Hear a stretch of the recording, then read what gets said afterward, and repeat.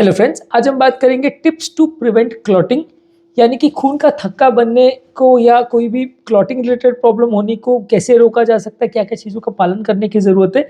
जिन किसी व्यक्ति को भी कभी हार्ट अटैक आया है, स्ट्रोक हुआ है, पाँव में कभी क्लॉट हुआ है, एम्बोलिज्म हुआ है, डीप वेनस थ्रोम्बोसिस हुआ है, या वैल का कभी क्लॉटिंग हुआ है, हार्ट के चेम्बर्स के अंदर कभी क्लॉट्स डेवलप हुए हैं, इस तरह के सारे पेशेंट्स को सबसे बड़ा प्रॉब्लम ये आता है कि यार ये एक बार क्लॉट तो हो गया, दोबारा कैसे प्रिवेंट करें, इसको क्या हम कर सकते हैं ताकि दोबारा ये प्रॉब्लम हमको ना हो।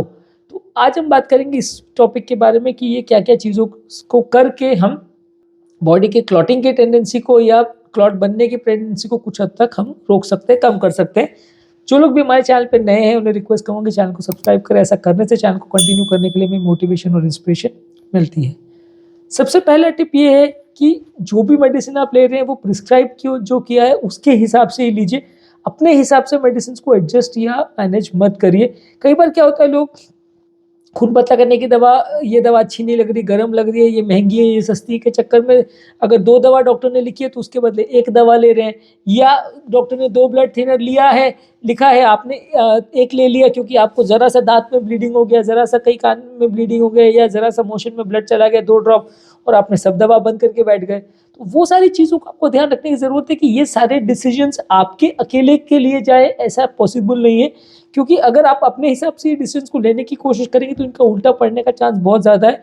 किस ब्लड थिनर का कितना इफेक्टिवनेस है, कितना उसकी ज़रूरत है बॉडी को, किस समय कितने डोजेज की ज़रूरत है, इसको प्रॉपरली मैनेज करना ज़रूरी है। इसको आप अगर अपने हिसाब से एडजस्ट करने की कोशिश करोगे कि यार मुझे ये ठीक नहीं लग रहा, ये दवा ऐसी है वैसी है, इसको मैं नहीं लूँगा, तो उसमें सडनली खून ज़्यादा गाढ़ा हो जाएगा जिसकी वजह से क्लॉटिंग होने का प्रॉब्लम बढ़ जाएगा। तो ये आपको थोड़ा सा एक्स्ट्रा ध्यान रखने की ज़रूरत है।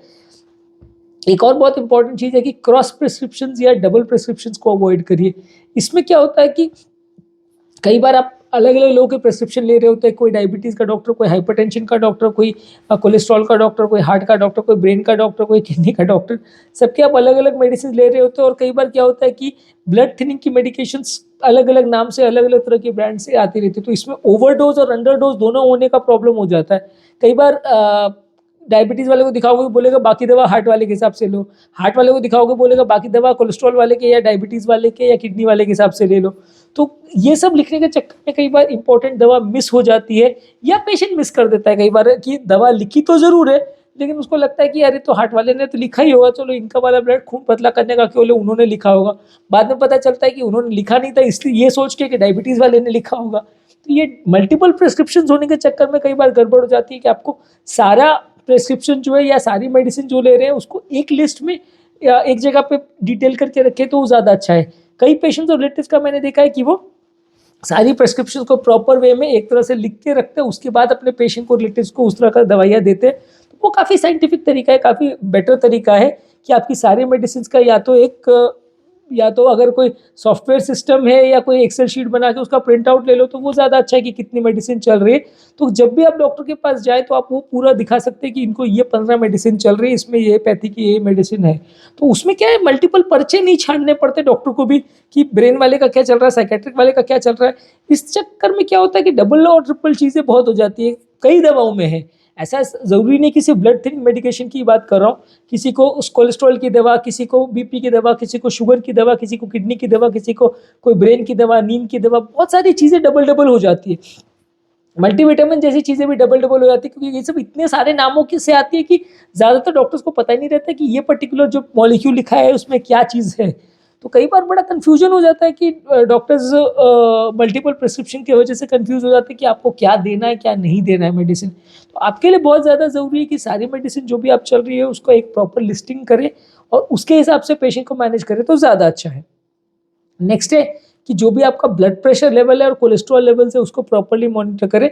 ब्लड प्रेशर लेवल्स को आप अगर प्रॉपरली मेंटेन करेंगे तो ब्लड प्रेशर रिलेटेड क्लॉटिंग का प्रॉब्लम कई गुना बढ़ जाता है। अगर जिनका बीपी बहुत ज़्यादा है, बहुत कम अगर ब्लड प्रेशर है तो भी क्लॉटिंग प्रॉब्लम बढ़ जाता है। हाइपोटेंशन को भी सिग्निफिकेंट रिस्क फैक्टर माना जाता है क्लॉटिंग के लिए। तो ब्लड प्रेशर प्रॉपरली मेंटेन करना ज़रूरी है। ज़्यादा और कम दोनों ही डेंजरस है। वैसे ही कोलेस्ट्रॉल का भी है। कोलेस्ट्रॉल लेवल्स अगर बहुत ज़्यादा है तो आपके लिए डेंजरस है। बहुत कम कोलेस्ट्रॉल उतना डेंजरस नहीं है, पर अगर कोलेस्ट्रॉल लेवल ज़्यादा है तो डेफिनेटली आपके लिए क्लॉटिंग का टेंडेंसी बढ़ जाएगा। कोई भी अलग अलग तरह की क्लॉटिंग प्रॉब्लम्स, खासकर हार्ट अटैक होने का प्रॉब्लम या ब्रेन का स्ट्रोक होने का प्रॉब्लम बढ़ जाएगा। डीप वीनस थ्रोम्बोसिस या पल्मोनरी एम्बोलिज्म वाले पेशेंट में उतना फर्क नहीं पड़ेगा क्योंकि वो कोलेस्ट्रॉल रिलेटेड प्रॉब्लम्स नहीं है।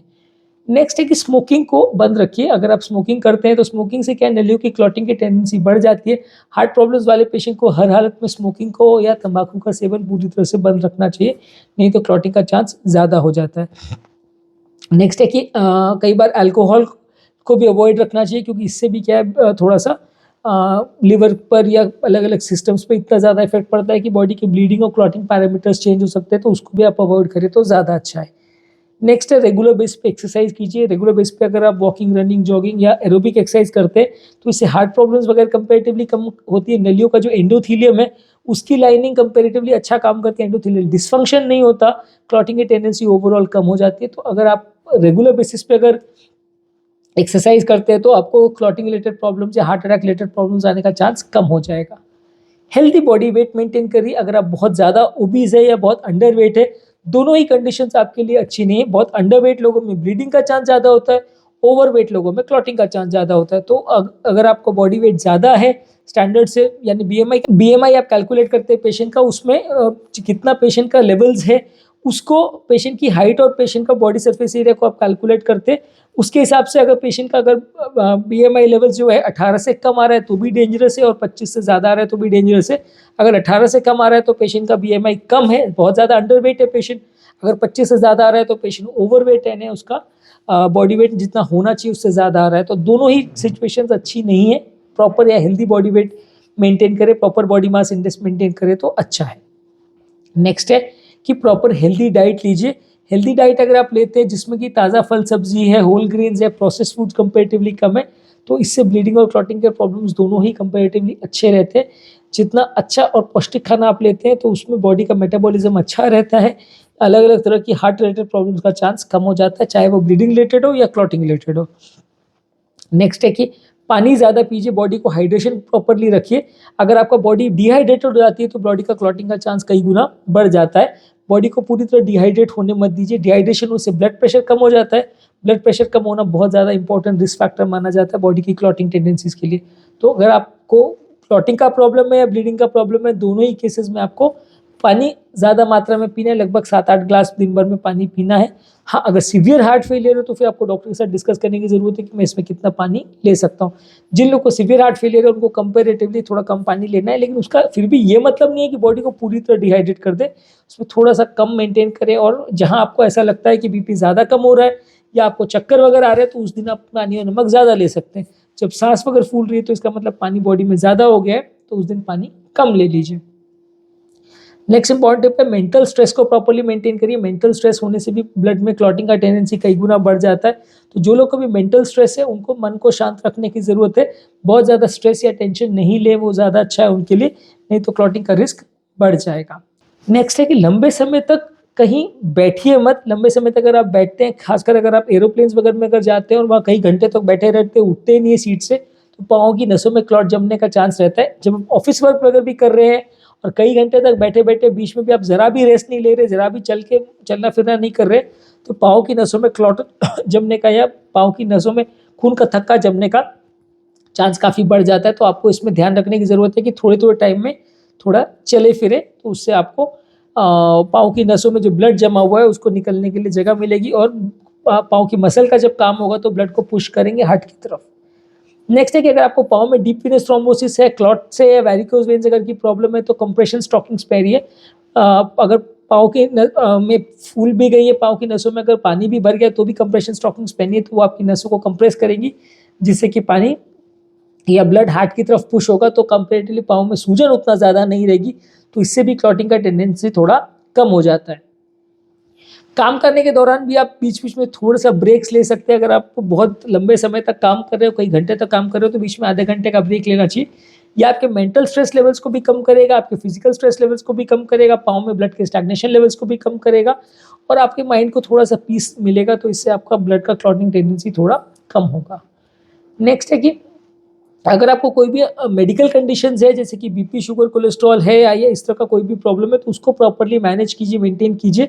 अगर आपका बीपी ज़्यादा रहेगा तो भी दिक्कत, कोलेस्ट्रॉल प्रॉपर्ली कंट्रोल नहीं है तो भी दिक्कत होगा, डायबिटीज़ प्रॉपर्ली कंट्रोल नहीं है तो भी दिक्कत होगी। इन सारे प्रॉब्लम्स को जो आप प्रॉपर्ली मैनेज नहीं करते हैं तो बॉडी की क्लॉटिंग टेंडेंसी कई गुना बढ़ जाती है, हार्ट अटैक आने का रिस्क बढ़ जाता है। नेक्स्ट इंपॉर्टेंट टिप है कि रेगुलर हेल्थ चेकअप्स में रहिए। रेगुलर हेल्थ चेकअप करने से आपका बीपी, शुगर, कोलेस्ट्रॉल लेवल्स कैसा है, किडनी का फंक्शन कैसा है, बाकी पैरामीटर्स कैसे हैं, कोई ब्लीडिंग तो नहीं हो रही, क्लॉटिंग तो नहीं हो रही, कोई ब्लड क्लॉटिंग या ब्लीडिंग के टेस्ट करवाने की ज़रूरत तो नहीं है। ये सारी चीज़ें आपके डॉक्टर देखते रहेंगे। कई पेशेंट्स का ऐसा होता है कि वो डॉक्टर के पास साल साल, 1.5 साल तक नहीं आते और फिर सडनली जब प्रॉब्लम होती है तब अचानक वो डॉक्टर के पास आते हैं और फिर बोलते हैं कि यार ये प्रॉब्लम हो गया, अब देखो सॉर्ट आउट करो। तो जो भी प्रॉब्लम आपको अगर हो रही है आप पहले डॉक्टर को बताते रहेंगे रेगुलर बेस पे, तो उसमें आपको कॉम्प्लिकेशंस होने का या लॉन्ग टर्म प्रॉब्लम्स होने का चांस थोड़ा कम हो जाएगा। लंबे समय तक अगर आप कोई फ्रैक्चर वगैरह हो गया है या कोई एक्सीडेंट हो गया या कोई ऑपरेशन हुआ है तो लंबे समय तक इमोबिलिटी को अवॉइड कीजिए।